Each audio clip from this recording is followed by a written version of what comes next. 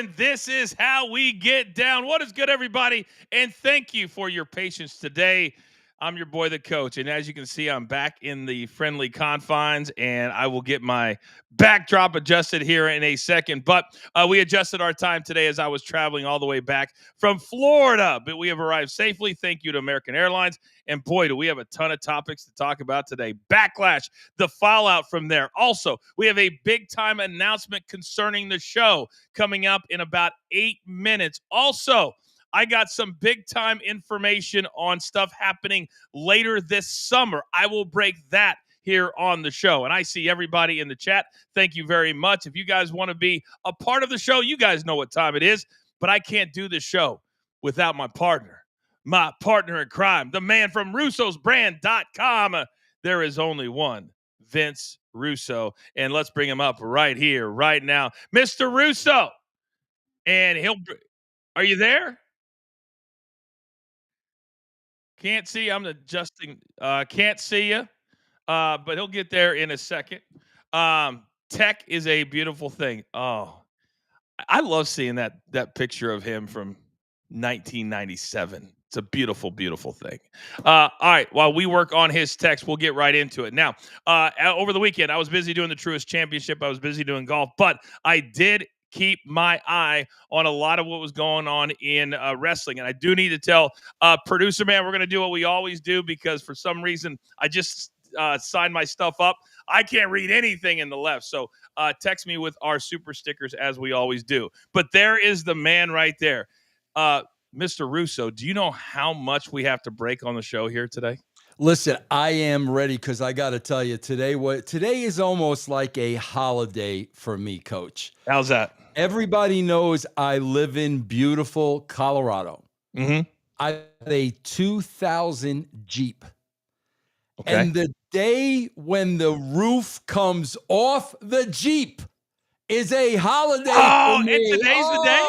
Oh, the roof came off the Jeep today. I took a nice ride around the mountains before I came on here today, Coach. So I am chomping at the bit, ready to go, my friend. All right. Well, we've got a big announcement coming up in about 5 minutes concerning the show and the future of the show, Vince. And I can't believe I'm getting ready to make this announcement.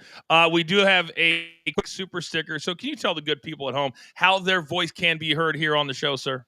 Yeah, guys, we love you being a part of the conversation. You could do that through a super sticker or a donation. We will bring you a question or comment right up on the screen, and you can join Coach and I. What do we got, Coach? Well, we got the great one. He said, do you guys understand how non-industry professionals, just fans, can make a living on YouTube just reviewing WWE shows and giving fan-based analysis? 1,000% we get that, but here's the difference. We're less than a year old on this show. When we get to year 2, year 3, year 4, we're going to be separating ourselves, because fans, Vince, they can talk all they want from a fan perspective. What they can never do is talk about it from an experience perspective, and that's something that you can't fake. And Coach, I saw that firsthand on Saturday night. When, after I watched my Giant game, I said, you know what? Let me catch the end of the Cena-Orton match. I watched the last 15 minutes of Backlash. And the thing that stood out to me, without a shadow of a doubt, yes, not one of these, whatever you want to call them, marks, know-it-alls, whatever you want to call them, not one of them was talking about what I was talking about. And they were all putting this over, ranting and raving. When I'm watching this thing, Coach, and I never saw such a such a level of illogic in my life. Maybe on a cartoon, maybe like when Wile E. Coyote gets the gimmick dropped on his head, the 1,000 pounds dropped on his head, and he walks away. That's illogical. I don't know if that's more illogical than the finish of Backlash, though. Whoa, Vince! I got to stop you right there. Are you trying to tell me that the finish of Backlash was more illogical than Travis Scott walking down by himself with a hardcore belt, and then John Cena missing Cody Rhodes? It was, and not one person is talking about this online, and I'm like, Are you guys seeing the same thing I'm seeing, or are you just blind by the WWE and non-finishes and kickouts and oohs and ahs and this is awesomes that you're missing like the obvious? Coach, the first referee takes a bump, hits his head into the steel steps. Okay? Yep. He's out. Michael Cole is saying he is out. Can we get some help down here? Mm-hmm. Coach, nobody comes down to help. Nobody. Correct. He's dead. He's outside the ring. So then they send down a second ref, which took forever to send the second ref. They send a second ref. He takes a bump on the inside of the ring. Mm-hmm. Now, all of a sudden, here comes Nick Aldis and every one of his henchmen to check on the second ref down in the ring. Meanwhile, the first slob is still dead on the outside. So nobody's paying attention to him. They're all in the ring. So now, Vince, why are they all in the ring? Well, it's obvious. They're all going to take the RKO from Randy Orton. That's why they set it up. But somebody in that meeting has to say, wait a minute, this doesn't make sense. We're all going to go to the ref who's dead in the ring, but the ref who's unconscious on the outside doesn't matter. They don't care about things like that, Coach. Okay. So now they're all in the ring so Orton can give every single one of them the TKO. And I'm telling you, bro, if you don't open up SmackDown with Nick Aldis standing in the middle of the ring naked and Orton just comes along with a machete and cuts his balls off, I may never watch the show again. This is the third RKO that the authority figure has gotten. The third one now. So nothing. Aldis is going to do nothing. So then, Coach, he gives everybody the RKO. Then, Coach, I'm like, there's no third referee coming out. I'm like, wait a minute. I could swear I've seen at least 4 referees tonight. but now there's no more. Like, is Rudy Charles in catering? Like, there's no more referees in the back. Bro, here's what it comes down. It comes down to 2 things, Coach. Okay. Either you've got a lot of incompetent people laying this stuff out, number 1, or number 2, they don't care. Because, Coach, all I could think about were the masterpieces that Pat Patterson laid out. Main event after main event after main event. Pieces of art. And we've got this absolute cluster, and nobody's calling on this making 0 sense. Well, because, and this is not insulting the fan base, but they're fans, and they're watching it from a fan perspective. I cannot even tell you, and I want all of you to understand, when he talks about Pat Patterson, maybe the most psychologically gifted wrestling mind in the history of the business, and used to have guys like Rock, Stone Cold, Kurt Angle, they would battle to get Pat Patterson to be in charge of their match. Not only that, if he wasn't in charge of their match, Vince, remember what used to happen? They would stand there and wait for whoever he was talking to get finished, and then they would say, hey, we're thinking about this. We just want to run it past you. Yep. That's how gifted he was and how smart that he was.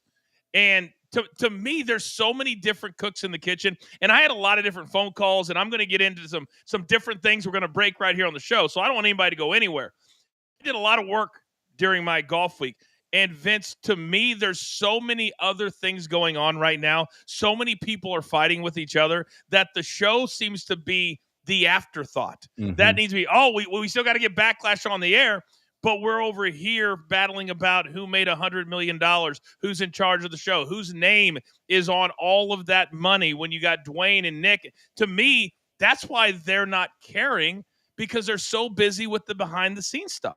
And also, Coach, marry that with all they're playing to is the pop of the crowd. And this Correct. Is why they've lost all the casuals, because we're going to load. There's a referee dead on the outside. The second referee on the inside takes a bump. We're going to load it. We've never seen this before, where all this and the entire staff comes out to check on a ref. You've never seen that before.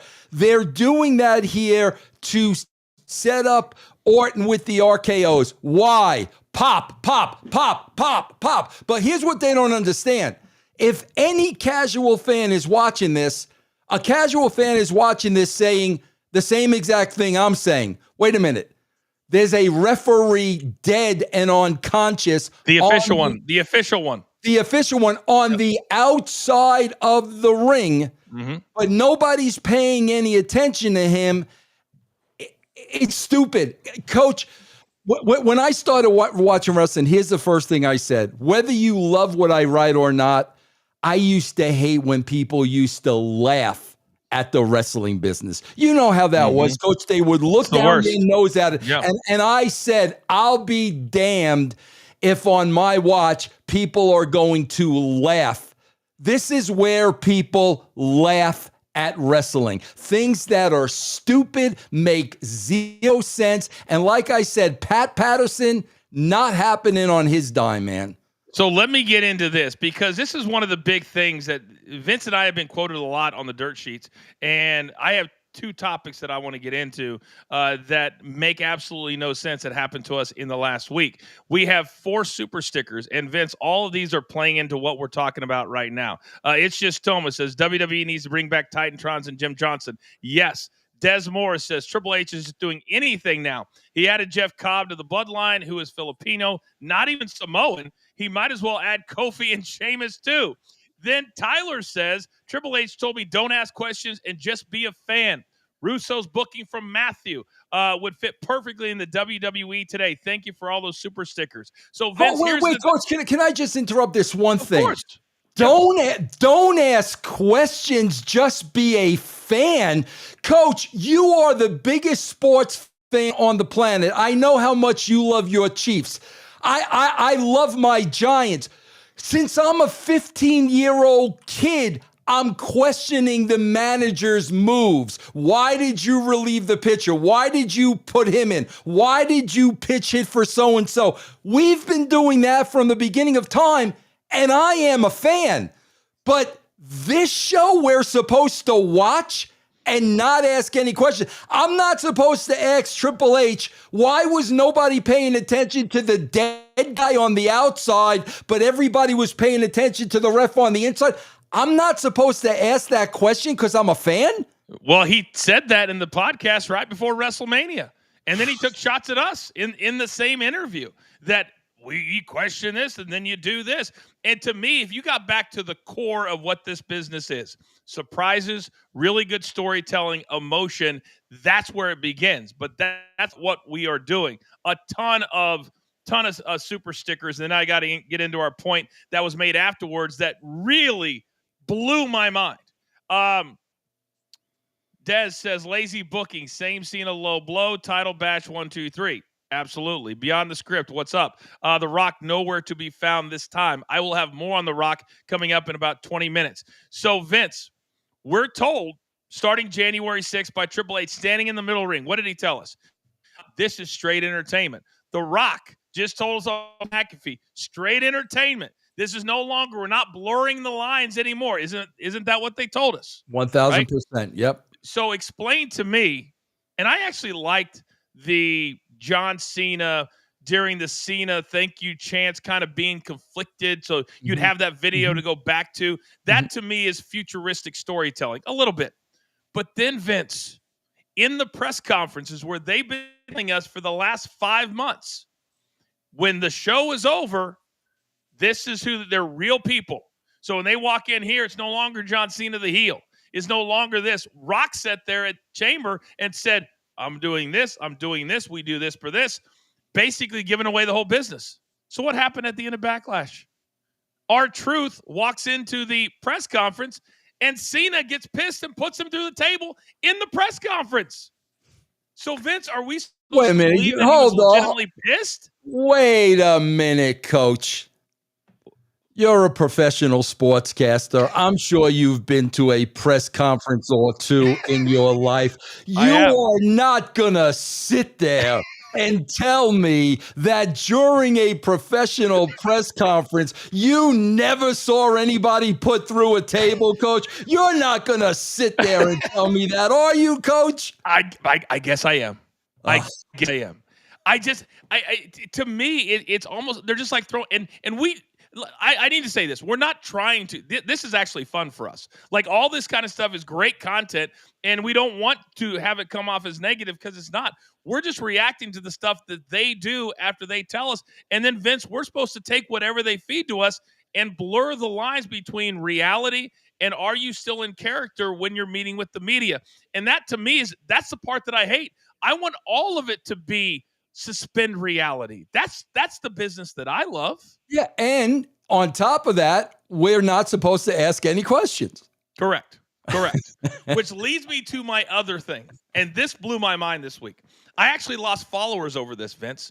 And this is what I want to ask the people watching, because we've been getting really big numbers, especially on demand.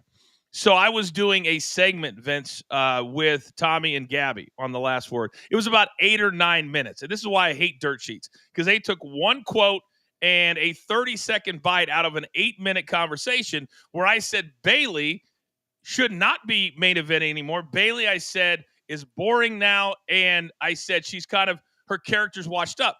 I don't know Bayley hardly at all. I've never said anything about her personality. I'm sure she's super sweet, all of that kind of stuff. But now the fan base is like, Coach, and I had some venom, Vince. How dare you take shots at Bayley? She's 10 times the superstar I ever thought of being. But yet the quote, Vince, was, I said this about Bayley, the person. Are we allowed to break down these shows professionally? Are they supposed to be in character? Or are they real human beings? Because I just got crushed for crushing the human being, where I've never said anything about Bayley ever as the human being, only as the character, which clearly Triple H thought was not good enough to put in WrestleMania, because they beat her down and put Becky Lynch into her spot. So am I wrong or am I right?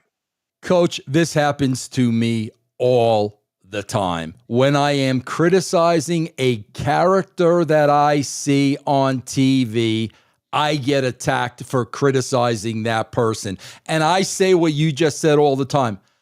I never met Bayley in my life. I am sure Bayley is a wonderful human being. Absolutely. Bayley's character is stale. There is zero meat on the bone, and the character is at a point right now where nobody cares. You got to understand, Coach and I are not marks. We're not going to pop just because Bayley comes on our TV screen. Bayley's got to do something to make us interested. And Coach, I will say this, what I always say. Coach, you think Bayley writes the shows? Absolutely not. Absolutely not. Bayley's not writing the show. Bayley is not responsible for her character not having a storyline, not having an angle, not having an adversary, not doing anything interesting. That 1,000% starts from the top. And the same people, Coach, the same people that were killing Vince McMahon his last year booking, the same people that are praising Triple H, and Triple H's booking is not one iota better than Vince McMahon's was. And there you go. And that's what we are discussing here on the show. You will rarely, unless I'm really pissed or Vince is really pissed, you will never find us going after somebody personally, because we don't have relationships that go that deep with wrestlers in the wrestling business. We break down the shows because we enjoy doing it and we enjoy working together. We've got a few more super stickers to get to. So after Beyond the Script, Alan says, he just gave one that says, thank you. Pat Patterson never would have laid out the same finish in back-to-back main events. He would have laid out the finish in the first place. He wouldn't have laid out. That's another thing. When you've got two main events back-to-back, you can't have the same finish. No, absolutely not. Absolutely not. Yep. Tyler says, what do you guys think of R-Truth going through the table to zero reaction crickets? Because in a press conference, you're not in front of the crowd. So they didn't even know what to do. But Coach, see, here's where we always go one layer above. Just like I said to you guys, Aldis is coming down with all his cronies so everyone can get in the ring so they could set up Orton for the pop, pop, pop, pop, pop, pop, pop. Coach, what's coming up on Saturday night in a couple of weeks? Saturday night in 2 weeks. Is there another Saturday night's main event? Saturday night's main event. Okay. Okay, so we're putting Truth through a table so Cena can wrestle Truth on Saturday night's main event. You guys have to understand. So just because Cena put Truth through a table, now we care about Truth, and now we think Truth has a chance of beating John Cena. You always gotta take it a step back, guys, and ask why they do what they do. That's why they did that spot. In their minds, that's another opponent for John Cena. So let's now take it forward, and we'll get to a couple of super stickers here in a minute as soon as I get them. But now, Vince, I got some inside information about what they're going to be doing later this summer. And I don't think of any of the inside information I've broken here on the show. I don't think I've been wrong yet. And there's been a couple of things where the fans have been like, Coach, you're an idiot, you're wrong. And then the participants literally made me absolutely correct. So you saw John Cena at the end, and he's looking down at the title, and you could tell he's conflicted in his mind on the crowd chanting, but yet he's a heel and all that kind of stuff. So I have it on good authority, Vince, that later this summer, all of this is setting up a gigantic tag match for a big event later this summer. On top of that, I have it on good authority. Who haven't we seen who's been taking all of the stray bullets when it comes to, oh, you threw Triple H under the bus, you're nowhere to be found? Who was that? The Rock. And I have it on good authority that Cena and The Rock will cross paths in one way or another by the end of the summer. They have adjusted, they have evolved, they have pivoted, and everything that happened at WrestleMania, they do not want to happen at SummerSlam. So, Vince, those two things are going to happen by SummerSlam. And for you as a fan, for me as a fan, what tag match could they do at, let's say, because SummerSlam is going to be 2 nights. It's still ridiculous that it's 2 nights, but it is. It is.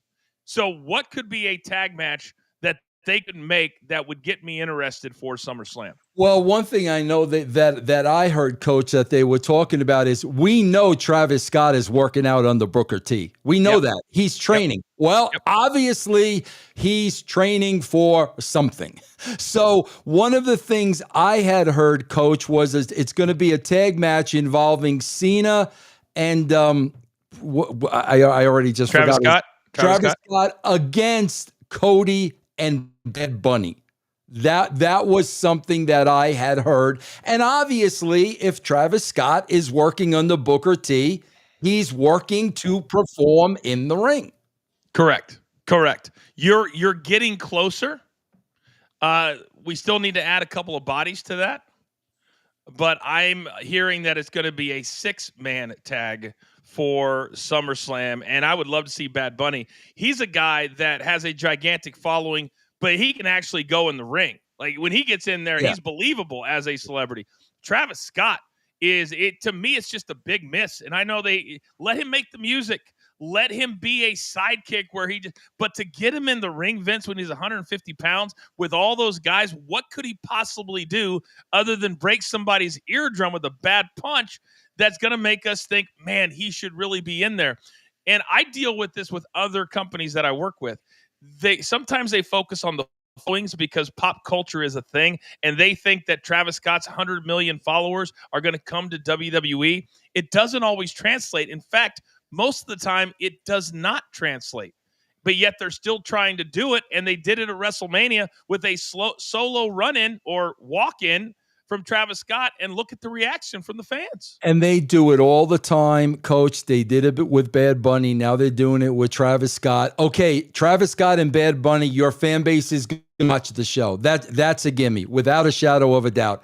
Here's the problem.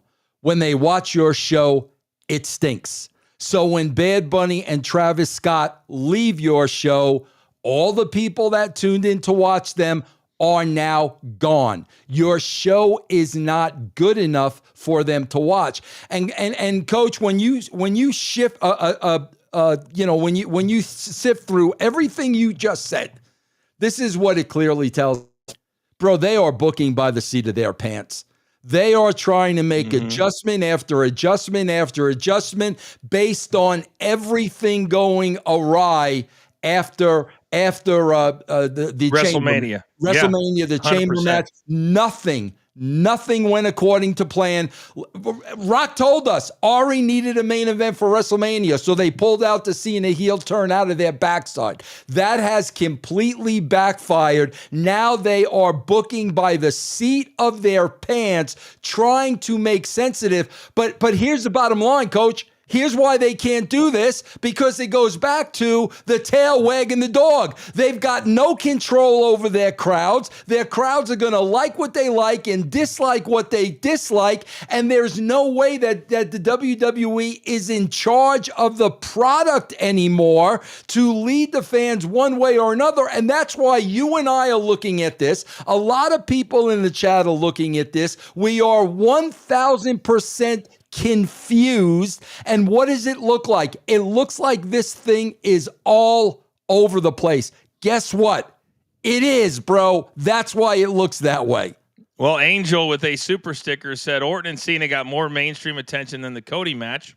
Cena was trying so much more with Randy than Cody. It's like they're trying to bury Cody. Triple H put over the Cena Orton, but not the Cody Cena. Interesting take from Angel. And I don't know that Angel's wrong. I don't know that he's wrong. All right, so Angel says he's predicting what I just gave out. Orton, Cody, Bunny, Rock, Travis, Cena. Close. But understand that Cena and Rock at some point, and I don't know which night is going to be, but Rock and Cena 1,000% in some way, shape, or form is going to happen. I hope it's a match. I really, really do. Because then we'd have to have Rock show up for at least 4 to 6 weeks prior to that. And that would be really, really cool. Tyler, thank you. Base Vince Russo. All right. So Vince, we are about 27 minutes into the show, and I absolutely love this show. So I think it's time that we make our big announcement. You make our big announcement?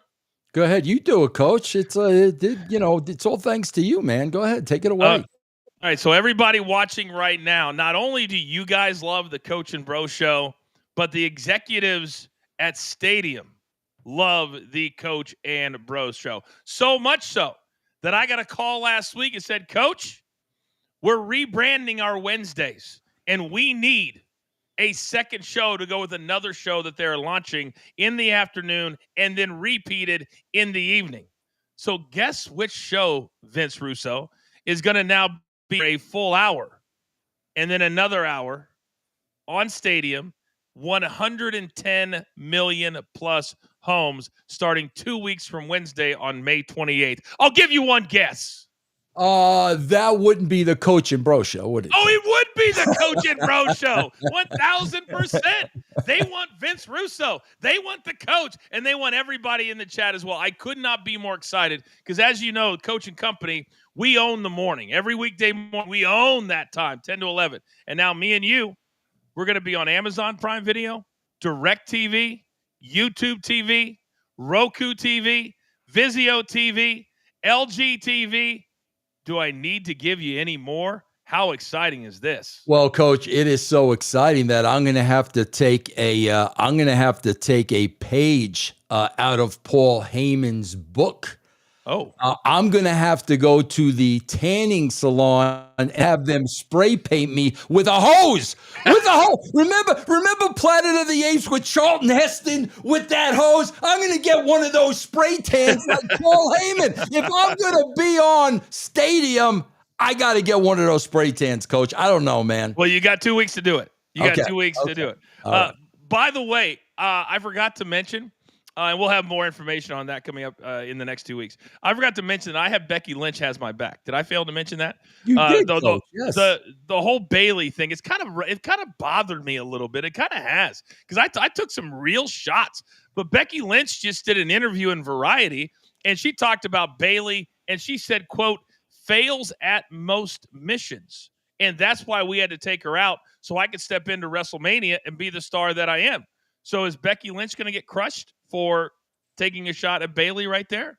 Or did she say the same thing that I just said? Yeah, she's pretty much said, Coach, I got to listen. I am so confused by this company. I don't know. Coach, we have said this for a long time. Pick a direction. Pick a direction. Either we're a shoot, either we're entertainment. The press conferences are this, what you see in the ring or that. You guys have to pick a clear-cut direction, because like Coach says, the feeling is that this company creatively right now, and I'm sure politically, is just all over the place. Remember, taking Bailey out of WrestleMania at the last minute and putting Becky in WrestleMania. Does that have a lot to do with what Becky's saying? There's just so much going on, Coach. And my God, if Triple H is saying just be a fan, I am just being a fan, Triple H, and there's really a lot that needs to be explained, man. And most fans go way deeper than we do about the reaction to stuff. The other thing in this interview that I thought was interesting was she talked about her extended absence. And she said, well, I was taping Star Trek and Happy Gilmore, which is coming out. I think it's on Apple or Netflix, one of those. And then she got a skin condition, which I was not aware of. And then she said, then we get closer to WrestleMania. So that looked to be the clear spot for me as we went along. And we said for months that they desperately needed her to come back. So we didn't know what was going on behind the scenes. Right. Now that Becky's back, Liv Morgan, because Michael Cole said it at Backlash when Dawn did her move, she's now gone for an extended period of time filming her new movie that apparently, Vince, has some big-time stars in it, from what I've heard. So that could elevate Liv, but that's the only reason you give Liv months off during what I think is the most important time they've had in the last year. And Coach, on top of that, when I watched SmackDown on Friday, they brought Alexa Bliss back in such a lackluster role. It could have been anybody in Alexa Bliss's spot. And they just brought her in, no build, no story, no nothing. Coach, honestly, I don't know what they're doing. I honestly don't know what they're doing. It is very confusing. And these are all people that we really love, their characters. And Alexa Bliss, for people who don't remember, she was advertised for all of WrestleMania week. She was going to be signing autographs. She was going to be all, and all of a sudden they just pulled her. And all of a sudden, all of the advertiser with her face on it was gone. So I thought something happened. And then SmackDown, she just shows up again. And Vince, to your point, the WWE that I love is when you have a name come back, and not a new name, but Alexa Bliss is a name. And when you have a name like that, write something creative for her so that when she shows up, people are like, oh, damn, I forgot about her, but this is super cool. That's where you start. That's the mindset you start with, right? Coach, it's called setting the table. When we knew somebody was returning to TV, we would know a month out. JR would say a month out, so-and-so is going to be cleared on this date. We start setting the table. In other words, put that talent in the best possible situation weeks leading up to it. So when they come out for the first time, the place explodes. Set the table. They brought her out. I mean, they might as well have brought out Dwayne Gill. They brought her out as a tag team partner. No special match. No special spot. And then we're supposed to receive her as a star. It's all, I don't want to use the word throwaway because I don't want to insult her, because she's not booking it. And I'm quite sure behind the scenes, and this is the other thing you can't do right now, is it's so tenuous. And we've been there many, many times when if you say the wrong thing, you'll get buried in a heartbeat. And we're seeing, and we saw Big E talk about this on the post show the other day, and Becky even talked about this too, that a lot of the stars on the men's side are north of 40 years of age. Yeah. And then you have the women who, if they get over 35, are like, oh, they're completely done. And if you're one of these OGs, you can say whatever you want because you know that the company needs you. What if you're a guy that's 25 to 35 and you're a B-list star right now, and you come out and say something that's out of pocket? You're risking getting benched, and when you get benched, you're not on TV. When you're on TV, you don't make money, and eventually you get cut. Yeah, Coach, I was. They were talking about it this weekend when the new talent was brought in. I guess he's part of the bloodline, and I don't know. Yeah, I don't know if this is true or not, Coach. But people were saying that, bro, he's 42 years old. God, I don't know that, but I can certainly look it up. Yeah, producer man, can you look that up for us? If that is true, and a few people were saying it, we're gonna debut somebody we've never seen before at 42. Producer man says he is 42 years old. That is true. That blows my mind. Somebody we never. You're making a WWE debut at 42. Let that sit for a second. We have a few super stickers we got to get to beyond the script. H putting Aleister Black back in his room. Literally, guy had no one talk about that promo. I don't even think he's got a full entrance yet. And isn't he married to Selena Vega, Aleister Black? He is. Yes. And she just won a title. Alan says, you guys don't get it, bro. It's supposed to be bad. Sometimes it feels that way, Alan. It really, really does. It feels that way. Here's another one. As long as I think that the overarching storyline for this show today is confusion. Ball of confused. I saw a great movie on the Temptations last night, Coach. I love the group, the Temptations. Ball of confusion, man. That's what this is. Mediocre Gaming says the card was so bad for Backlash that even the green shirt guy decided it wasn't worth it. That's funny. Road Dogg SmackDown in 2016 was so much better than his SmackDown today. And I love Road Dogg. And I do believe that part of the reason, Tyler, that that's the case is everybody is scared. And Vince, I made a phone call to somebody north of the border on Saturday night to get some information. And they confirmed with me, this is the person that's very close to the company for many, many, many years, that everybody is scared to death that what you and I have talked about for several months is actually coming true. That on the right side of TKO with UFC, they've told me that Dana White wants nothing to do with WWE. If you notice, Dana White showed up at WrestleMania, did his photo op in the first row, and he was out. He didn't stay for one more second. So I don't think even Dana, who believes that the choreographed could hurt his real fighting, is on the same page. So I heard, Vince, this came from a person in Toronto, that what Rock said was 1,000% true, that they had so many tickets left to sell for Elimination Chamber that they called him because there were thousands of tickets. And then when they go on the air and Cole says, oh, we're sold out, just like they did at WrestleMania. And when you're giving away tickets at the end to fill it, that's technically not a sellout.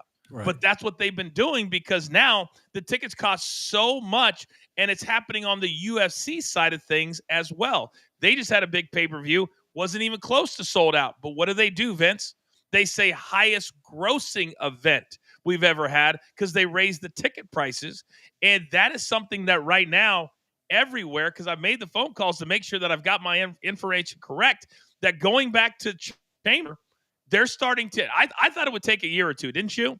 Where we'd start to see the attendance start to go down. It's happening much quicker than that because you can't ask these people to create money, Vince, where they don't have it. Well, now you got to ask the question again, though, Coach. If the attendance continues to go down, does that mean that they charge even more money to make up for it? How can you ask more money than what they're already asking? And this is not going to stop because Vince Russo and the coach say it.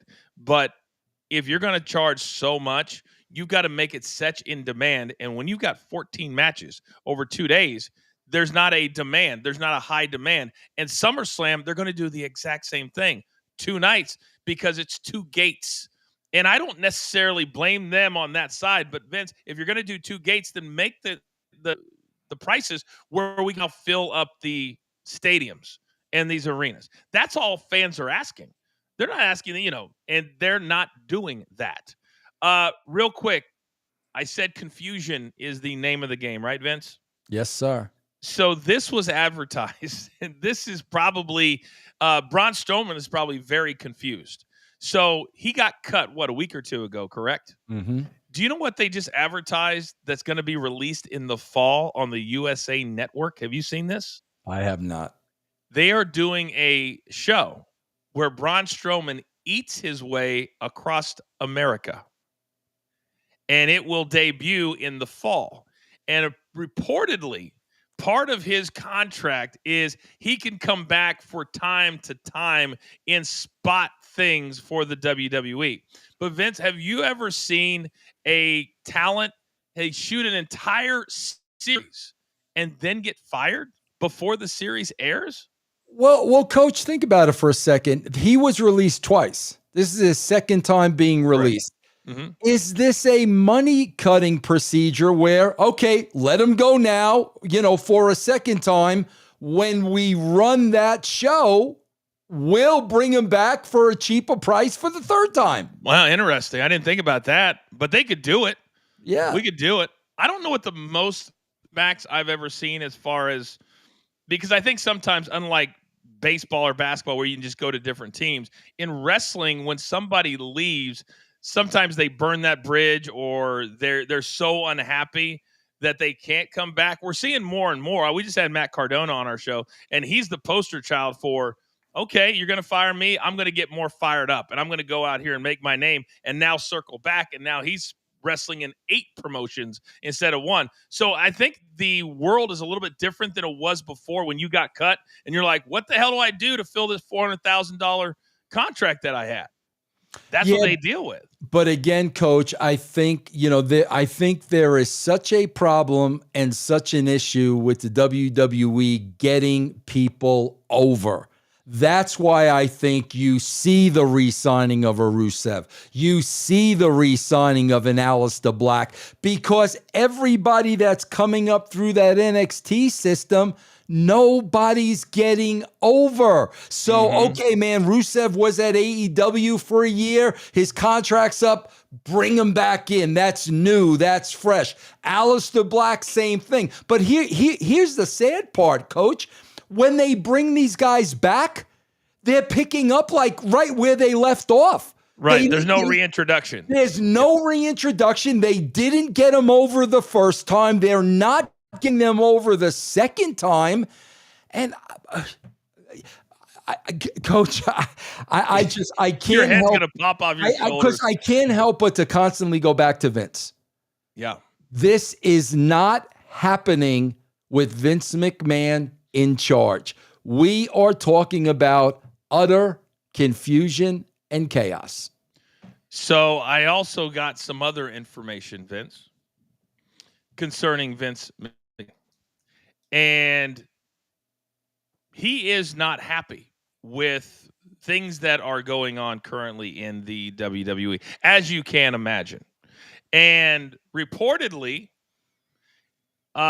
you remember when Triple H and Stephanie and all that WrestleMania and put everybody out front and make sure that we know who's going to be where? Apparently Vince has not spoken with and will not speak to Triple H or Stephanie since they voted no when they had the board vote to keep him or to send him. So it feels like to me that Shane, who's been sided with Vince in several different places, and we know the history with Triple H is he despises him. He once famously was quoted and say there's one too many McMahons in the kitchen, talking about Triple H. So now Vince, according to my source, Vince very upset, and he's almost happy that a lot of this stuff is taking place, because Vince, we've seen many times over the years in other organizations, when you get to a certain point, sometimes they say, you know what? I don't want to deal with this anymore. And can you imagine, I want to throw this out to you. if they get to a point where there's so much fighting going on, and Triple H didn't even show up on the financials, like he's making so little money comparatively speaking. Can you imagine if Vince handles his business and comes back and rebuys the WWE back from TKO? Could you imagine that? Oh my God, it would be entertaining. I'll tell you that much. All the way entertaining. You know, and Coach, when you lay that out, and listen, we've pretty much said that from day one, and we pretty much said when they voted against them, that's when Vince said, you know what, you're going to inherit this business over my dead body, and that's when he sold it. We've talked about all this, but now you've got to ask yourself: is Rock, is John Cena, are there people literally in Vince's camp screwing it up for Triple H on the inside? But we've talked about Bruce Pritchard before. Yep. You have to ask yourself that question. Well, I did also get more information, Vince. There is one star that happens to be involved in a major storyline right now that is in constant communication with Vince McMahon. Do you know who that would be? No. John Cena. Cena was always tight with Vince. Always tight with Vince. When this thing first went down, Cena was like the only one seen in public with Vince. Remember, I think Cena went out with Vince for his birthday. 1,000 and Kevin Dunn, Taker. Yep. When nobody would touch him. So that sounds correct to me. Yeah. More super stickers. Tyler says even Dana White talked about how Vince blocked the UFC from getting on USA on Stephanie's podcast. Did you hear that story? It is unbelievable. I did not. So no. I'm going to paraphrase here, but apparently back in the day, UFC was in negotiations to put their shows on a certain place, and they had the deal done. Dana said he flew to New York or somewhere, and they basically said, sorry, Vince has it in the contract that he can block anything that's on a particular platform. I can't remember exactly what it is. And he was on Stephanie's Places on her new show. And literally Vince just didn't want to say yes. And there would have been no repercussions. And apparently Vince had done a deal, and I've got to go back and look for it, but it was a great story from Dana White that Vince just said, no, I'm going to block it and you guys can go somewhere else. And that was when they were going to go to USA. I think they ended up at ESPN. So I'll have to go look that up, but it was a really good quote. Ty says, evil idea, have WWE be in Japan for 2 or 3 months. All Japanese-born audiences only have the Japanese ghost. Quiet fans train the rest on how to. I was blown away the first time I performed in Tokyo. It was the weirdest thing ever. Yeah. Ever. They don't go crazy. They do this. Right. This. I mean, over and over and over and over again. It was really weird. The great one says, so wrestlers can't control their creative at all? Answer that one, Vince. The answer is, unless you're at a certain level, no. Yep. No. Right? Yeah, I mean, and if they do, if you're on the wrong side of the fence, Coach, we talked about it many times, there could be repercussions, not in a positive way. Yeah, we've seen many, many talent. And part of, I've talked about it before a little bit, part of my day job when I was there, my first run of a decade, a little bit more than a decade, was I would work with talent on their character development. Literally, in 2:00 in the afternoon, we'd have a list. I'm like, all right, Kofi Kingston, come on in. So-and-so, come on in. And they would literally work on promos. I would bet anything, Vince, at this point, that room doesn't exist anymore. Oh, yeah. Right? I know guys it are not doesn't. working on their promos. Yeah, Coach, I pointed this out on SmackDown. There were so many entry-level promos in the back. It was almost embarrassing. I mean, they're recording people, not recording people, but they're doing interviews and whatnot in the back live with people that should not be doing them live. And it's just cringe, man. At this level, they should not be that bad, man. You know, back in the day when SmackDown was taped on Tuesdays, there was only one person that was allowed to do a live interview on a SmackDown taping. Only one. And that was The Rock. Yep. because he had to be interactive, and we had to position ourselves in a place where he could hear the crowd go millions and millions and millions of The Rock's fans, and he was the only one. And then everybody else, they would tape him, they would add too much sound to him, and that's what SmackDown was for several years. I remember asking Michael Cole, why do they add so much music where you can't hear the announcers? And they call it sweetening the show. Yeah. And boy, that was bad for a year or two, but they fixed it. Have you guys seen the Indy Hartwell vignette from TNA? Have not. It's crazy not to see WWE and AEW debut talent with any type of introduction for the audience. What is the best way, if it's a brand new character, not a star that comes back, Vince, what do you think is the best way to introduce a character? Coach, you got to do vignettes for at least, I would 6 weeks. Coach, I say this all the time. I was in the arena when Val Venus made his debut. You would have thought that Austin came in the building because of the vignettes. They were amazing. We had 6 to 8 weeks, and when he came out, that place exploded. Coach, there are some things, it's the old, fix something if it's not broken. Vignettes worked, and they've been working since the 70s. But for some reason, it's not a tool in the toolbox anymore, Coach. And I can't figure that out, because my first year, I think all I did was hold a microphone until they realized that I could talk and I could act just a little bit. And then I got caught doing a tag team interview, Vince, and I had my legs spread out because Vince wanted me to be smaller than everybody else. And the cameraman zoomed out before I could stand up, and I looked like an idiot. I looked like I was doing, I was in the Olympics doing a split or something. And all of a sudden I get the call, Coach, we got to talk.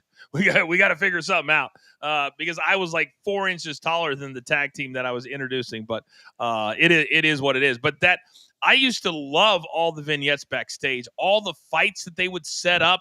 Yeah. And I remember the food fight I had with Hornswoggle, Vince, in London. We went through 7 rooms fighting Hornswoggle, who was the first little person, I don't know what the proper term is, to ever get a full-time contract with the WWE. I love that guy. Absolutely love him. But 7 rooms, Vince, it took us a couple of hours to set that up. And you had one take. And it was beautiful. And it took 6 or 7 minutes in the show, and it allowed the crowd to watch something entertaining. Yeah. And I don't know if they don't have the time to do it. They don't want to do it. They don't think it's or how many voices, Vince, do you think? And we're going to see it in this new show, Unreal. Do you think there's more voices than what we believe in the creative process that actually has some pull? There possibly could be, Coach, because, Coach, a lot of people didn't realize this. I watched the 2 nights of WrestleMania.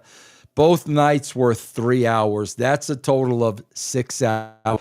And I remember screaming at my television set because these entrances were going on forever. Coach, do you know over 2 nights and 6 hours of wrestling, there was not one backstage interview? Wow. Not one. 6 hours of wrestling, not one, Coach. Well, I know at WrestleMania they had far more time spent in entrances than they did in wrestling, because somebody took it was obscene how much more time was spent on the entrances. So it's clearly a mindset. It's clearly something that they have discussed. And you know what would really be entertaining is if they had cameras rolling, because I can't believe, you can't make me believe, Vince, that Triple H is on board with this, that he's an old school guy. He's a 90s wrestler. He learned from Vince, whether or not, I cannot believe that he agrees with, let's do it this way. And everything we do is getting absolutely destroyed because you're giving away everything and doing it by the seat of your pants, because you got 8 shows that air every single week, and you're just trying to get them on. I cannot believe that, Vince. I can't. Well, Coach, we have to listen again, you guys. You always, negative. Listen, man, Coach and I have been doing this for a long time. We're giving you our opinions of what we see. But, Coach, we got to bring it back to center. Okay. I was just reading a report last week. The quarterlies, they were up millions and millions and millions and millions and millions and millions and millions of dollars over the last quarter. Absolutely. So at the end of the day, what are we talking about, Coach? Does any of this matter at all? They're looking at the quarterly reports. They're looking at dollars and cents. Triple H could be watching this show right now, laughing at us. Here's what I say, man, and I will be the first one to say I was wrong. Coach, in my 64 years on this planet, for 64 years, I have seen time and time and time and time again something catch up with you. And that's what I am banking everything on. If you continue to put out this type of product, Coach, it's got to catch up with you. Something's going to give. And Vince, if you look at the money that you're talking about and the personalities that we're talking about, all of these re-signing of talent would make sense if they were still doing house shows. The new TKO management, they don't believe in house shows. Right. They are cutting over 100 shows off the schedule moving forward. They're going to do less than 200 shows a year, and 104 of those will be SmackDown and Raw. And then you got the PLEs, then you got the international shows. So there's going to be very few house shows. And so when you look at the financials, who was the third name who owns the most stock still in TKO? I don't know if you looked at all the names yet. No. Vince McMahon still owns the third most. He's hanging on to them, kind of like by a thread. And then you go down the list. There's about 8 names. Dwayne Johnson is on that list. And the last name on that list is Nick Khan, the president who now no longer has to go to Connecticut and works out of the West Coast. It is very evident to me, and we are very smart when it comes to this business, that they are trying to slowly but surely make the WWE a West Coast or a Las Vegas business. And everybody that's working for them now works either in Vegas or Nick Khan and his group work in LA. And so if you're Triple H and you're working at the headquarters in Stanford, he's the only one that's there. Yeah. Nobody else. And his name was not on that list of who's making the most money. And we're never going to feel sorry for Triple H for how much money. He's made a ton of money. They have a ton of money. This is about moving chess pieces. And for Triple H, if he was to get booted like we've predicted, where's he going to go? Because he's a lifetime wrestling guy. He's not a lifetime entertainment guy. He's a wrestling guy. And this is where he wants to be. And I think right now behind the scenes, he's really scrambling to say, what do I need to do to get with those guys who were listed on that money list for TKO? He was the only one not there. Yeah, Coach, but come on. Here's the trade-off, Coach. He's the only one who gets a credit at the end of the show. Nick Khan ain't getting a credit at the end of the show. The Rock ain't getting a credit at the end of the show. Very true. Triple H is getting a very true. A couple more super stickers. Beyond the Script says, remember Send Veer? He got a reaction afterwards. Super Omega says 3 months and the Cena heel turn has gone nowhere. And I think that's still... Because I saw a lot of positives about the Cena-Orton match, and they should be proud after 20 years if this was the last time. I think if you really look at it from a macro point of view, Vince, and this is where I believe the information I got is true, because The Rock never wants to have any sour taste left in anybody's mouth. And they're right, 3 months, and what has really been accomplished during this heel turn? When you really look at it and break it down from a macro perspective, that could have been so much better if The Rock somewhere along the way, even if it was just videos, if he would have inserted himself into the storyline. Can you think of how great these 6 months would be? Which is why I believe he comes back in July or SummerSlam's early August this year, not late August. But I think that they're going to convince him, because it could have been awesome. It still can be awesome, but he's got to show up. But again, Coach, you got to ask yourself the question, has this been nothing but sabotage? And who saves the day? I mean, Rock, come on. Rock. All signs point to that. This Cena heel run is a cluster. I think that is the one thing that everybody can agree on. It is a cluster. It is all over the place. Who's going to save the day at the end of the day? So Absolutely. is this all by design, Coach? If I hadn't been around for so long and seen some of the craziest stuff ever, I would say there's no way anybody would ever sacrifice WrestleMania to get to where they want to go. But when you're talking about the amount of money that we're talking about, when we're talking about tens of millions of dollars that are changing hands, anything is possible. Yep. When you're talking about this kind of money that they're talking about. Vince, we know you're a mark for the Tony Khan hug, but what about Lyra's big bird wings from Tyler? I don't know what's going on with Lyra Velcro. She's going out there dressed like a bird, and they don't tell us why. She just has wings. Coach, I don't know what's going on. Well, I'll tell you this. I'm enjoying having Becky back real quick because Becky will say anything. It's pretty clear to me that Becky does not give a damn if anybody likes her.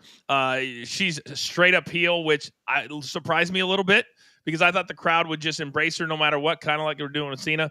But all of these interviews that Becky's doing, I'm here for it. I am here for it because she's saying a lot of what we want to say as fans and as analysts. Yeah, and she's a talent. Yeah.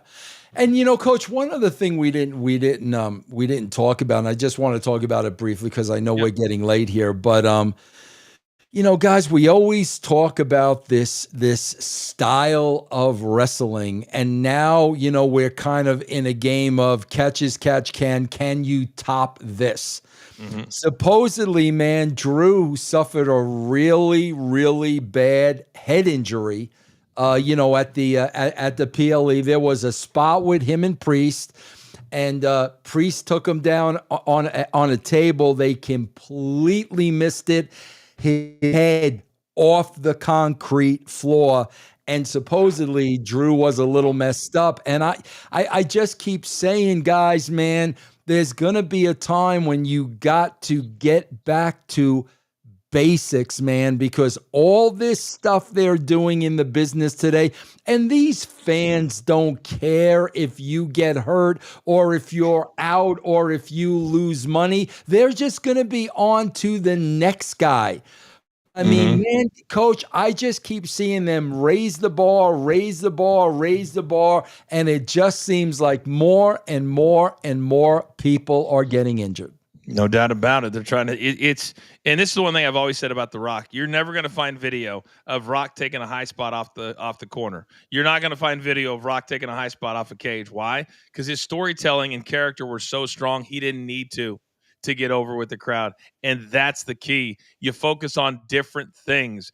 A couple more super stickers, Vince. As a writer, why is it that a performer's significant other sits in the front row and is involved in the story, but could care less that their loved one is getting beat up right in front of them? Hey, listen, Tyler, listen to me. Obviously, you are not listening to Triple H. Be a fan and don't ask questions, Tyler. Shame on you. Stop asking questions, Tyler. How dare you?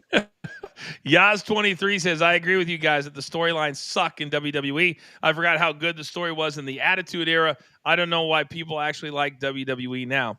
Yaz, as much as if there was 8 good things next week, me and Vince are going to talk about 8 good things next week. It goes like this. The business has always gone like this. And when you get a red hot storyline, man, the shows immediately change for the better.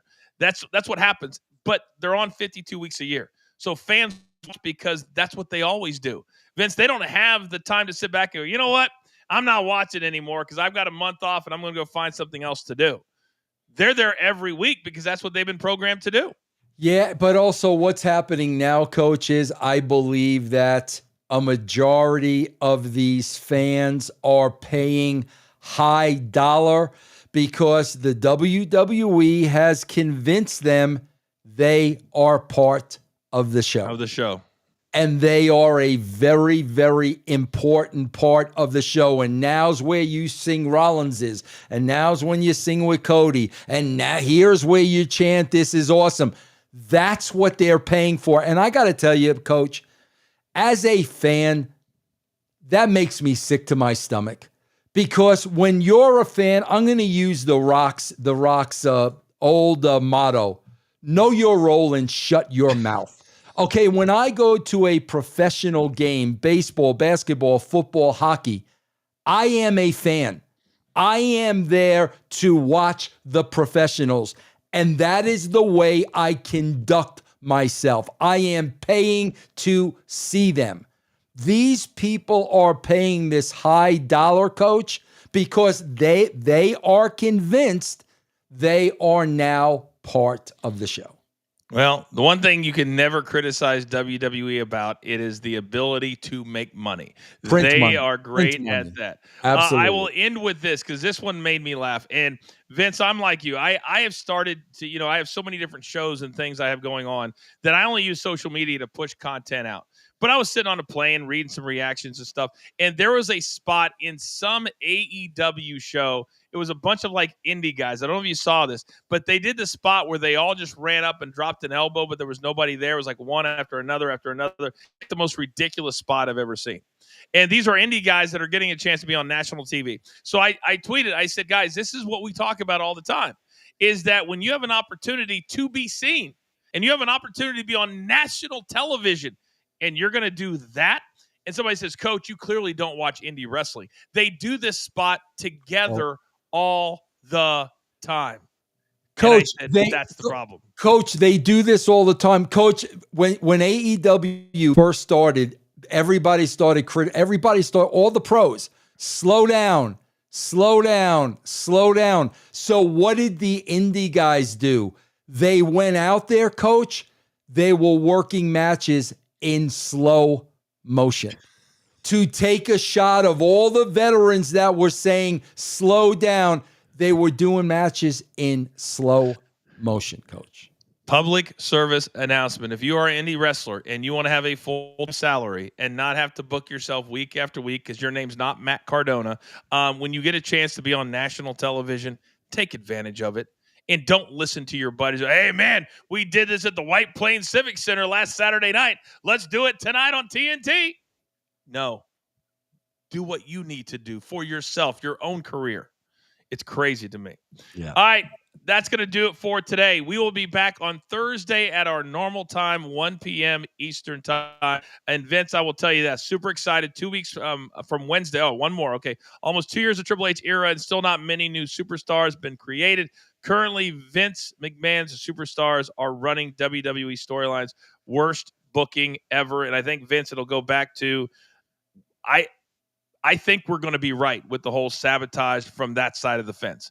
I think me and you are going to have an aha moment at some point on this show when it all explodes and side gets pushed out. I believe that's going to happen.